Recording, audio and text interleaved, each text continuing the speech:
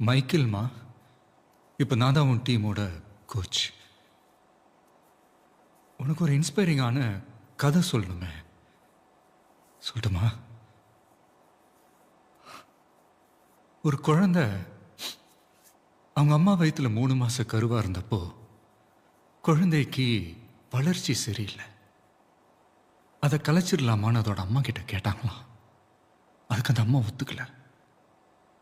10 மாசம் முழுசா சுமந்து அந்த குழந்தைய பெத்தெடுத்தாங்களாம். எல்லா குழந்தையும் 2 வயசுலயே நடக்க ஆரம்பிச்சிடும். ஆனா 5 வயசுல தான் அந்த குழந்தை அடியை எடுத்து வச்சுதான்.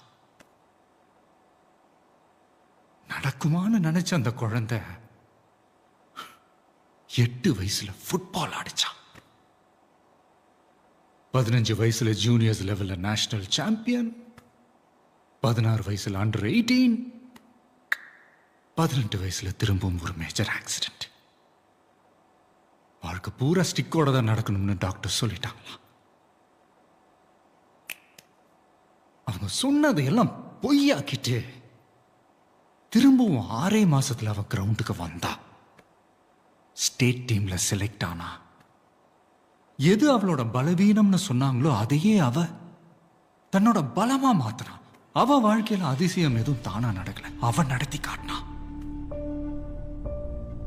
இப்ப அந்த பொண்ணுக்கு 21 வயசு. எப்பவும் போலவே இப்ப அவளுக்கு இன்னொரு சேலஞ்ச். யாருன்னு தெரியுதாமா? அனிதா, இப்ப நீ வெளியே வந்தா நீ தனி ஆள் கிடையாது, நீ ஒரு அடையாளம். நீ ஜெயிச்சா உன் அவனை மொட்டைக்கு கிடைக்கிற அத்தனை பொண்ணுங்களும் ஜெயிச்ச மாதிரி வெளியே வா. இந்த உலகத்துக்கு நீ யாருன்னு இன்னொரு தடவை காட்டு. திறமைக்கும் தன்னம்பிக்கைக்கும் முகம் தேவையில்லை.